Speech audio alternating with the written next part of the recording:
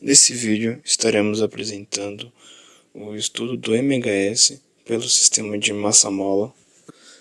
Os integrantes do grupo são Leonardo Liang, Matheus Lucas Moreira, Pedro Henrique Lucas, Victor de Luca de Neves de Souza, da turma de Engenharia Mecânica do segundo semestre de Física, com os professores Alberto Carlos Bertola e Carlos Antônio da Rocha. Para dar sequência, iremos estar apresentando agora o nosso índice, onde cada parte do respectivo trabalho se encontra. O resumo no terceiro slide, introdução teórica. Quarto, procedimento experimental. 7, resultados. 11, conclusão. 14 e referências no 15.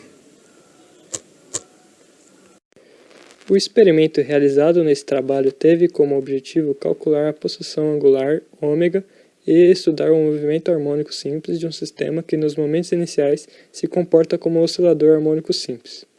O sistema era formado por pesos fixados em uma mola vertical, que por sua vez estava fixada ao suporte. Os dados obtidos foram tratados nos softwares Tracker e Origin, que possibilitaram a construção de gráficos e a obtenção da pulsação angular experimental, ambos que serviram para realizar análises posteriores.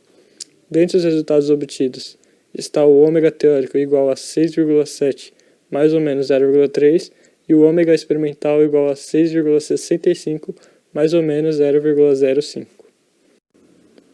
Quando um corpo descreve uma trajetória e permanece oscilando nela de forma periódica, sempre se mantendo em torno de uma posição de equilíbrio, pode-se dizer que este corpo efetua um movimento harmônico simples linear, devido a uma força restauradora atuante no sistema. Este fenômeno pode ser comprovado quando se faz presente as suas características específicas, tais como a amplitude, o período e a frequência do movimento descrito pelo corpo. Se tratando de oscilador por mola, a força restauradora é a força elástica.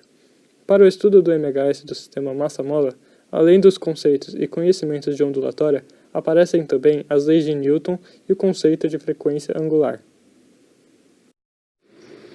A equação 1 serve para calcular o coeficiente elástico da mola, que é representado pelo K. Ela foi deduzida da relação da equação da força-peso com a equação da força elástica no sistema estudado. O m é a massa, o g é a aceleração da gravidade e x é a deformação da mola. Já a 2 ela foi usada para calcular o K médio e a 3 foi usada para calcular o desvio padrão da amostra. A equação 4 serve para calcular a pulsação angular, que é representada pelo ômega zero. O K, no caso, é a constante elástica da mola, e o m é a massa. E por fim, a equação 5, que fornece a posição em função do tempo do oscilador harmônico simples. O A é a amplitude, o ômega zero é a pulsação angular, o T é o tempo e o φ é a fase inicial. Esta primeira figura é uma demonstração do aparato experimental em seu momento inicial, onde o corpo está em repouso e na posição de equilíbrio.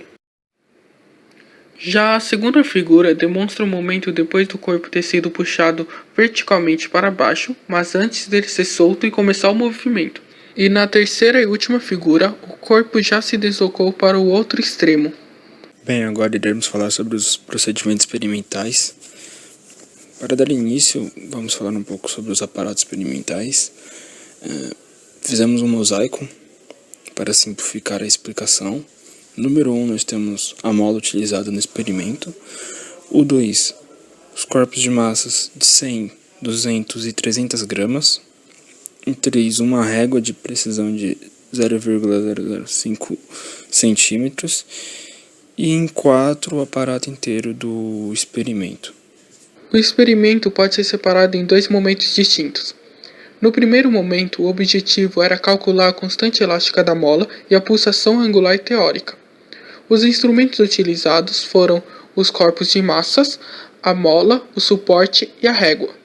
Procedimento: colocou-se a mola no suporte e com a ajuda da régua foi medido o seu comprimento. Logo depois, foram pendurados, nessa ordem, os corpos de massa 100, 200, 300, 400 e 500 gramas na mola, e em cada uma dessas vezes, esperou-se estabilizar o sistema para medir o novo comprimento da mola com a régua. Com os dados experimentais coletados, calculou-se a variação do comprimento da mola dos 5 comprimentos com relação ao comprimento inicial. Em seguida, adotando gravidade de São Paulo igual a 9,786 metros por segundo ao quadrado, aplicou-se a equação 1 para obter cada constante elástica da mola, assim obtendo 5 resultados, onde foi feito a média pela equação 2 e o desvio padrão pela equação 3. Por fim, utilizou-se a equação 4 para calcular a pulsação angular teórica.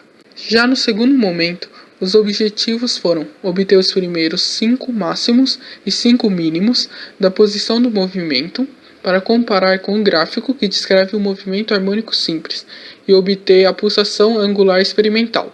Os instrumentos utilizados foram o suporte, os corpos de massa 200 e 500 gramas, a mola, a régua e a fita durex.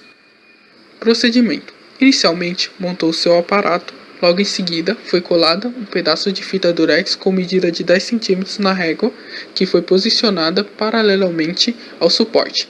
Após tudo estar nos conformes, preparou-se o aparelho celular para a captura do movimento do corpo, que foi puxado para baixo a uma determinada distância do ponto inicial de repouso e soltou-se. O vídeo foi analisado no software Tracker e então foi retirado os 5 mínimos e os 5 máximos, que foram adicionados ao plano cartesiano no Origin, para depois incluir o gráfico da função 5. Por fim, ainda utilizando o Origin, obteve-se a pulsação angular experimental para comparação com a pulsação angular teórica obtida no momento anterior. Para resumir o trabalho feito do experimento, fizemos um fluxograma explicando passo a passo do experimento realizado. Para iniciar, todos os membros do grupo ajudaram a montar o experimento. Logo em seguida, nós demos início ao experimento, onde cada membro fez uma parte dele.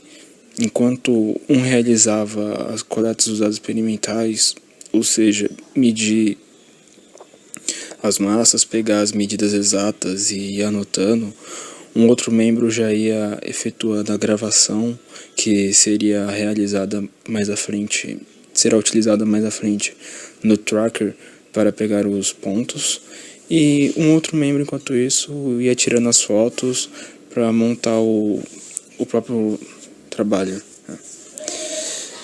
Logo em seguida, acabando essa parte de gravar os vídeos, pegar os experimentos, os dados experimentais e as fotos, tratamos, todos analisados, fotos, vídeos e os dados, para ver se estava tudo certo, fazer essa checagem. Caso contrário, se tivesse algum errado ou não bem feito, voltamos para esses passos e realizamos mais uma vez.